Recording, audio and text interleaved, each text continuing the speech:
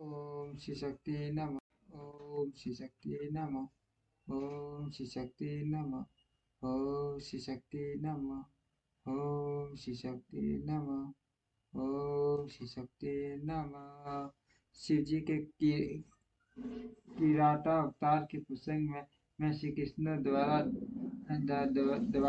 दैवत वन में दुर्लभ मार्ग के साप से पांडवों की रक्षा, व्याची का अर्जुन को शक्र विद्या और पार्थी पूजन की विधि बताकर तप के लिए सम्मति देना, अर्जुन का इंद्रकील पर्वत पर तप, इंद्र का आगमन और अर्जुन को वरदान अर्जुन का शिव जी के उद्देश्य से पुण्य तप में प्रवृत्त होना। तदंतर पार्टी के विवाह प्रसंग में हुए जटिल नाटक ठीक से दिखाई आगे प्रदर्शन। पांडव सूर्य द्वारा दी हुई बटलोई का आश्रय लेकर मुख पूर्वक अपना राम में बिताने लगे। विप्र उसी समय मुयोधन ने आदर पूर्वक मुनिवर दुर्वासा को छल करने के प्रयोजन से पांडवों के निकट जाने के लिए प्रेरित किया। तब वह ऋषि दुर्वासा अपने 10,000 शिष्यों के साथ आनंद पूर्वक वहां गए और पांडवों से मनोनुकूल भोजन की याचना की। तब उन सभी पांडवों ने उनकी प्रार्थना स्वीकार करके दुर्वासा आदि तपस्वी मुनियों को स्नान करने के लिए भेजा। मुनिवर इधर अन्न भाव के कारण वे सभी पांडव बड़े संकट में पड़ गए और मन ही मन प्राण त्याग देने का विचार करने लगे। तब द्रौपदी ने श्री कृष्ण स्मरण किया। वे तत्काल ही वहां आ पहुंचे और साग के पत्ते का भोग लगाकर उन सभी तपस्वियों को तुप्त कर दिया। फिर तब ऋषि दुर्वासा अपने शिष्यों को तुप्त हुआ जानकर वहां से चलते बने। इस प्रकार श्री कृष्ण की कृपा से उस समय पांडव संकट से मुक्त हुए। तदनंतर भगवान श्री कृष्ण पांडवों को शिव जी की आराधना करने की सम्मति दी। फिर व्यासी ने भी आकर उन्हें शंकर के समाराधन का आदेश देते हुए कहा शिव जी संपूर्ण लोगों का विनाश करने वाले हैं। वे भक्ति करने से ही थोड़े ही समय में प्रसन्न हो जाते हैं। इसीलिए सभी लोगों को शंकर जी की सेवा करनी चाहिए। वे महेश्वर प्रसन्न होने पर भक्तों की सारी अभिलाषाएं पूर्ण कर देते हैं, यहाँ तक कि इस लोक में सारा भोग और परलोक में मोक्ष तक दे डालते हैं। यह बिल्कुल निश्चित बात है। इसीलिए मुक्ति रूपी फल की कामना वाले मनुष्य को सदा शंभु की सेवा करनी चाहिए, क्योंकि भगवान शंकर साक्षात परम पुरुष दुष्टों के संकारक और सत्य पुरुषों के आश्रय स्वरूप है। अब अर्जुन पहले तुल्यता पूर्वक चक्र विद्या का जप करे, तब इंद्र पहले परीक्षा लेंगे, पीछे संतुष्ट हो जाएंगे। प्रश्न होने पर वे सर्वदा विघ्नों का नाश करते रहेंगे और फिर शिव जी का श्रेष्ठ मंत्र प्रदान करेंगे। नंदीश्वर जी कहते हैं, उन्हें इतना कहकर व्यास जी अर्जुन को बुलाकर उन्हें चक्र विद्या का उपदेश देने को उद्यत हुए। तब तीक्ष्ण बुद्धि अर्जुन ने स्नान करके स्कूल में मुख बैठकर उस विद्या को ग्रहण कर लिया। फिर उदार बुद्धि मुनिवर व्यास जी ने अर्जुन को पार्थिव लिंग के पूजन का विधान बतलाकर उनसे कहा व्यास जी बोले, पाठ अब तुम यहाँ से परम राम्य इंद्रकील पर्वत पर जाओ और वहाँ जाह्नवी के तट पर बैठकर सम्यक रूप से तपस्या करो। यह विद्या अदृश्य रूप से सदा तुम्हारा हित करती रहेगी। अर्जुन को ऐसा आशीर्वाद देकर व्यास जी पांडवों से कहने लगे, नरपत श्रेष्ठ, तुम सब लोग धर्म पर ढूंढ बने रहो, इससे तुम्हें सर्वथा श्रेष्ठ सिद्धि प्राप्त होगी। इसमें अन्यथा विचार करने की आवश्यकता नहीं है। ईश्वर जी कहते हैं, उन्हें इस प्रकार मुनिवर व्यास पांडवों को आशीर्वाद दे तथा शिव जी के चरण कमलों को स्मरण करके तुरंत ही अंतर ध्यान हो गए। उधर शिव मंत्र के धारण करने से अर्जुन में भी अनुपम तेज व्याप्त हो गया। वे उस समय उददीप्त हो उठे। अर्जुन को देखकर सभी पांडवों को निश्चय हो गया कि अवश्य ही हमारी हमारी विजय होगी, क्योंकि अर्जुन अर्जुन में विपुल तेज उत्पन्न हो गया। तब उन्होंने अर्जुन से कहा, व्याजी के कथन से ऐसा प्रतीत होता है कि इस कार्य को केवल तुम ही कर सकते हो, यह दूसरे के द्वारा कभी सिद्ध नहीं हो सकता। अत जाओ, हम लोगों का जीवन सफल बनाओ। तब अर्जुन ने चारों भाइयों तथा द्रौपदी से अनुमति मांगी। उन लोगों को अर्जुन के विचारों का दुख तो हुआ, पर कार्य की महत्ता देखकर सभी ने अनुमति दे दी। फिर तो अर्जुन मन ही मन प्रसन्न होते हुए उस उस उत्तम पर्वत इंद्रकील को चले गए। वहां पहुंचकर वे गंगा जी के समीप एक मनोरम स्थान पर, जो स्वर्ग से भी उत्तम और अशोक वन से सुशोभित था, ठहर गए। वहां उन्होंने स्नान करके गुरुवर को नमस्कार किया और जैसा उपदेश मिला था उसके अनुसार स्वयं स्वयं ही अपना वेश बनाया।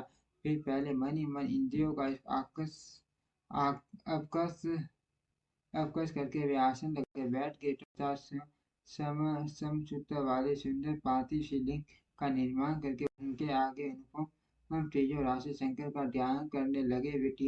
वे तीनों समय स्नान करके अनेक प्रकार से बारंबार शिव जी की पूजा करते हुए उपासना नाम में तत्पर हो गए। तब अर्जुन के सिरों भाग से तेज की चाल निकलने लगी। उसे देखकर इंद्र के गुप्तचर भयभीत हो गए।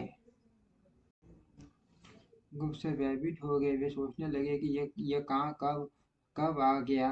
पुनः उन्होंने ऐसा विचार किया कि ये घटना इंद्र को बतला देनी चाहिए। ऐसा सोच के वे तत्काल ही इंद्र के समीप गए। गुप्तचरों ने कहा, देवेश भर में एक पुरुष तप कर रहा है, परंतु हमें पता नहीं कि वह देवता है, ऋषि है, सूर्य है अथवा अग्नि है। उसी के तेज से संतप्त होकर आप से निकट आए। हमने उसका चरित्र भी आपसे निवेदित कर दिया है।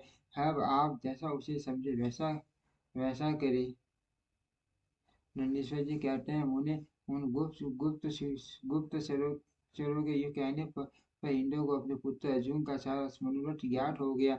वे पर्वत रक्षक को विदा करके स्वयं वहां जाने का विचार विचार लगे। विप्र इंद्र अर्जुन की करने के लिए ब्रह्मचारी का ब्राह्मण वेश बनाकर वहां पहुंचे। उस समय आया हुआ देखकर पांडु पुत्र अर्जुन ने उनकी पूजा की, फिर उनकी स्तुति करके आगे बढ़े बड़े बड़े बड़े और पूछने लगे कि बताइए, इस समय कहाँ से आपका समागम हुआ। इस पर ब्राह्मण पधारे। इंद्र ने अर्जुन को ऐसे वचन जिससे वह तब से देख जाया। जब अर्जुन ने निश्चय अपने इंद्र ने अर्जुन भगवान शंकर का मंत्र बताया और उसका जप करने की आज्ञा दी। तदनंतर अपने अनुचरों को सावधानी के साथ अर्जुन की रक्षा करने का आदेश दे वे अर्जुन से बोले भद्र, तुम्हें कभी भी प्रमाद पूर्वक राज्य नहीं करना चाहिए, परंतु यह विद्या तुम्हारे लिए श्रेष्ठकारी होगी। साधक को सर्वदा धैर्य धारण किए रहना चाहिए। रक्षक तो भगवान शिव ही है।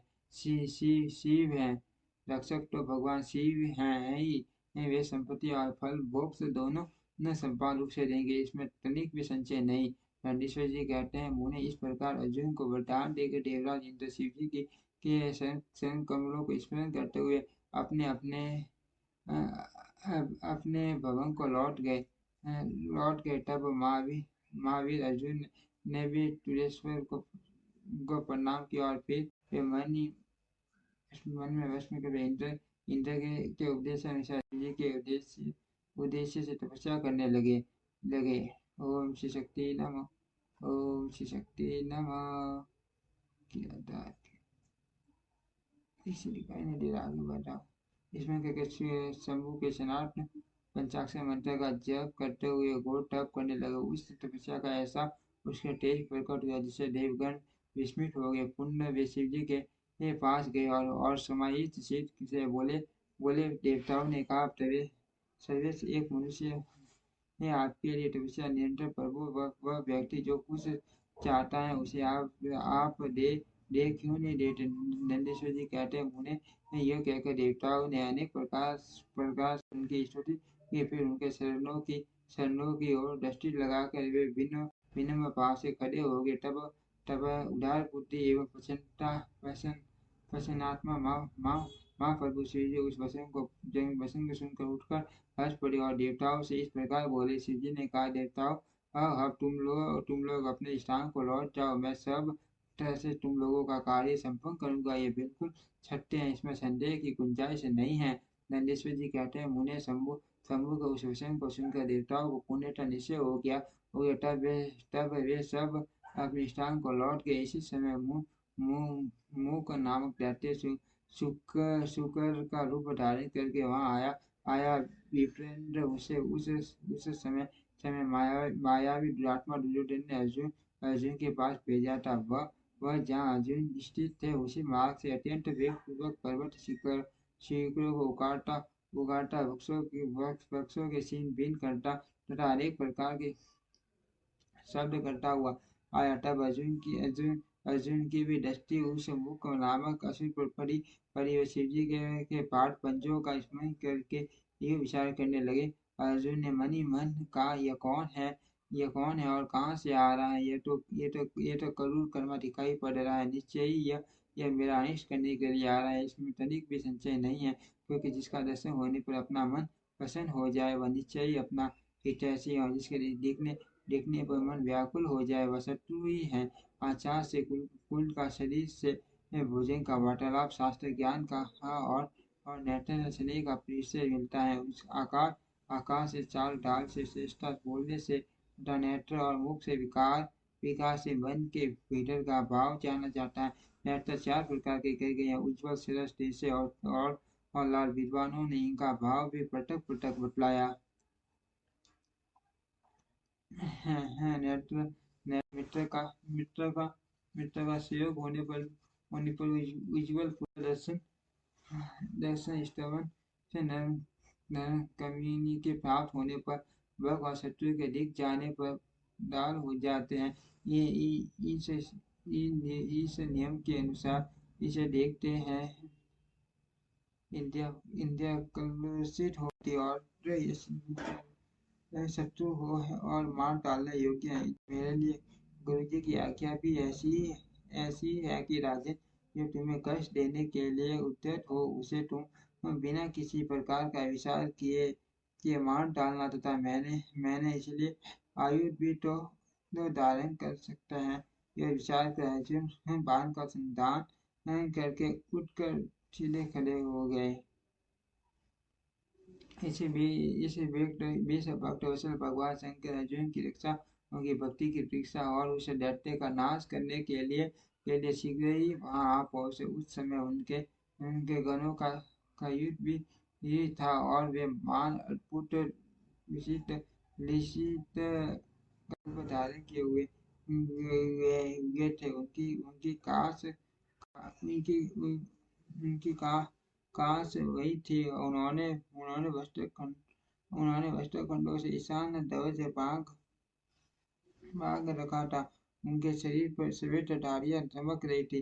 पीठ पर बाणों से भरा हुआ तर्कस बचा था और वे स्वयं धनुष बाण धारण किए हुए थे। उनका गण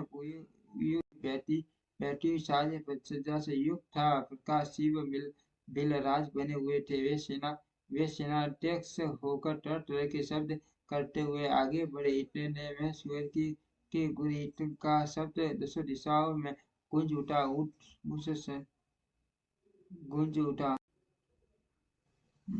उस चंद्र ने पर्वत आदि भी सभी जड़ पदार्थ चलना उठे। तब उसे वनेश्वर शब्द के घबरा कर अर्जुन सोचने लगे, क्या ये पटपट शिव तो नहीं है जो यहाँ शुभ करने के लिए पधारे हैं? मैंने पहले से ही ऐसा सुन रखा है कि पुण्य श्री कृष्ण व्यास जी ने भी ऐसा कहा है।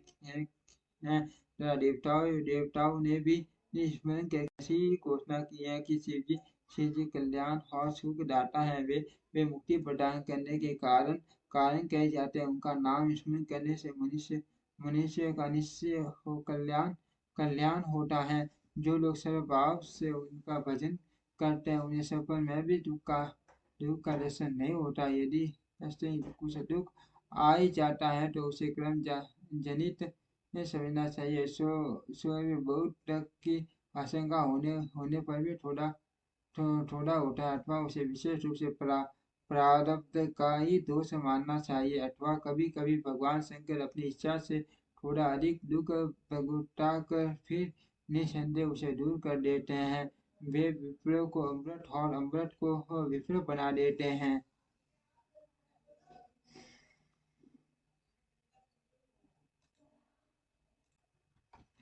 उनकी इच्छा होती है वैसे ही वे करते हैं, भला उन समर्थकों को कौन मना कर सकता है।